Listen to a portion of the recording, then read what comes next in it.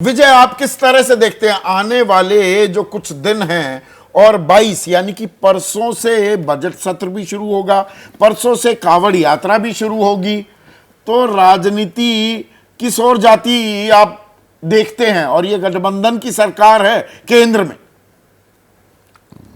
संदीप जी, अभय जी ने बहुत अच्छे से मेरे ख्याल से उसको नरेट किया है बात को। हमने कुछ ज्यादा बना दिया कि गठबंधन की सरकार है। आपने पार्टी से पूछा है क्या कि वो गठबंधन की सरकार मानते हैं? आपने पिछले एक महीने में आपको लगा कि ये गठबंधन की सरकार है? क्या कोई सीएमपी तैयार हुआ है? क्या कोई जेडीयू या टीडीपी या चिराग पासवान और जो भी लोग हैं उनसे कोई बात हुई है सरकार की कामकाज पर? बैसाखी का जिक्र कर रहे हैं तो थोड़ा सा इसका ट्विस्ट देख लीजिए। बैसाखी जेडीयू को चाहिए, भारतीय जनता पार्टी की। चिराग पासवान को तो क्या चाहिए क्या नहीं चाहिए वो अलग इशू है। केवल टीडीपी है और टीडीपी को अलग तरीके से देखना चाहिए। तो भारतीय जनता पार्टी यदि उनको सहयोगी दलों को बैसाखी की बजाय, आप जो स्टिक होती है ना, जब आप ठीक हो जाते हैं थोड़ा बहुत चलने के लिए, कभी कभी सहारे के लिए स्टिक की जरूरत होती है, तो वो स्टिक के तौर पर गठबंधन दल है। और जो बात कर रहे हैं जेडीयू ने भी की, चिराग पासवान ने की, वो एक केवल मैसेज तो देना ही पड़ेगा ना अपनी तरफ से। लेकिन इससे कोई सरकार को खतरा हो रहा है, गठबंधन मतलब सरकार कोई असहज नहीं होगी? महाराष्ट्र में भी चुनाव, एक मिनट विजय भाई, तो एक मिनट सुनिए ना, महाराष्ट्र में भी चुनाव है। अब अजित पवार गुट से लोग वापस चाचा के पास जा रहे हैं भतीजे का साथ छोड़कर। हरियाणा में भी चुनाव होने वाले हैं, झारखंड में भी।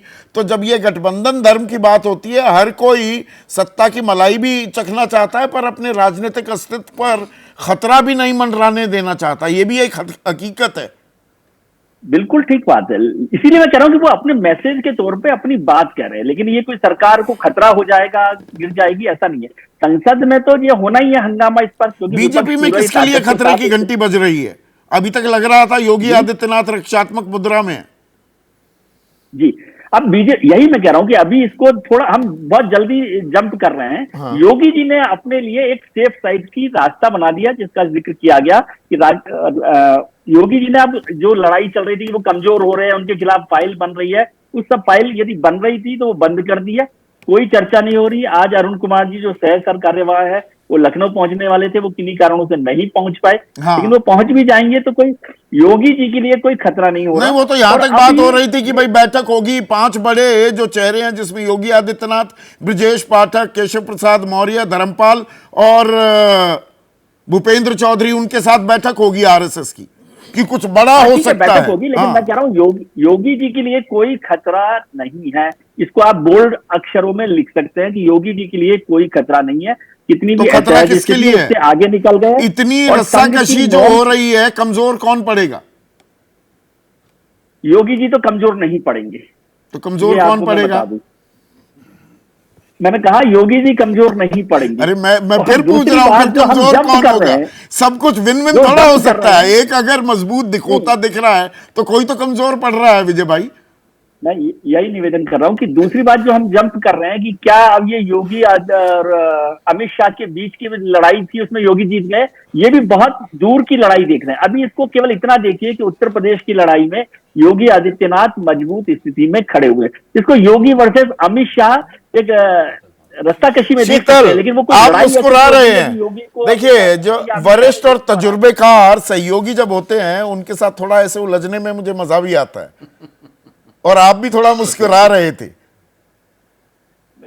देखिए, कमजोर सिर्फ और सिर्फ वही बेचारे दोनों उप मुख्यमंत्री जो लड़ाई किसी और की लड़ रहे हैं, तलवार दूसरे की दी हुई है, इन्हीं को कमजोर रहना है इस हालत में। पिछले 4 दिनों से वो फीड कर रहे थे मीडिया के एक सेक्शन को, और उस सेक्शन में फ्रस्ट्रेशन था, इसलिए वो उसको गल्प कर रहा था। योगी जी प्रेम से अपना काम कर रहे थे और प्लान कर रहे थे कि हम जो उन्होंने किया, वो इंतजार कर रहे थे मौका मिलते। देखिए, एक ही दिन में वो सब दरी के नीचे पहुंच गए, तो पुनः उसको भाव वाली स्थिति हो गई। अब ये मामला कितना अनफोल्ड करता है, इस पर संसद में भी मतलब इस पर अब मट्टी डालकर आगे बढ़ने वाली हालत बनाती दिखेगी बीजेपी। ओवर रीड ना करें जो विजय कह रहे हैं, और उनकी बात भी अपनी जगह दुरुस्त है। या अभी तो खेल शुरू हुआ है, अभी तो पार्टी बाकी है? मनोज, छोटा सा कमेंट।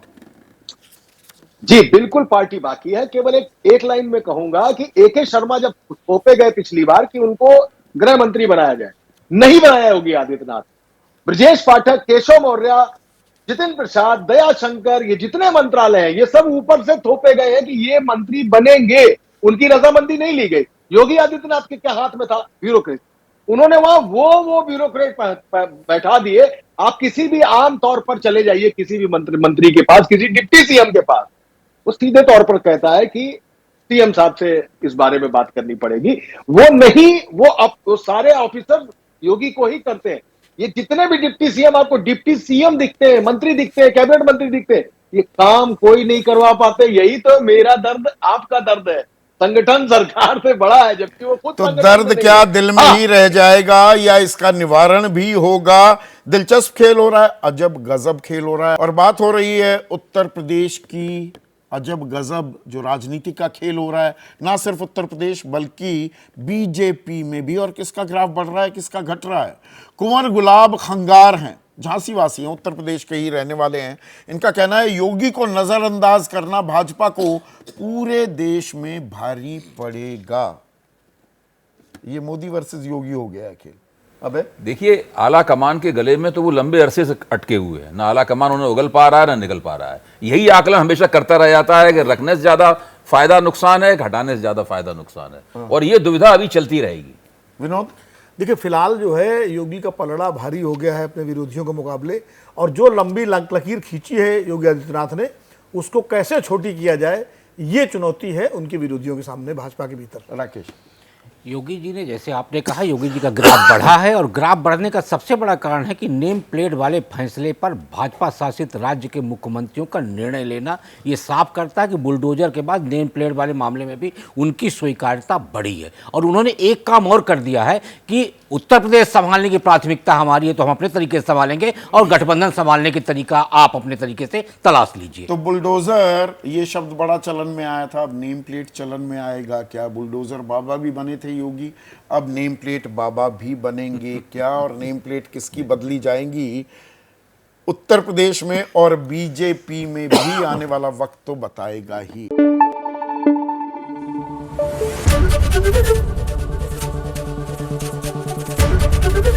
एबीपी न्यूज आपको रखे आगे।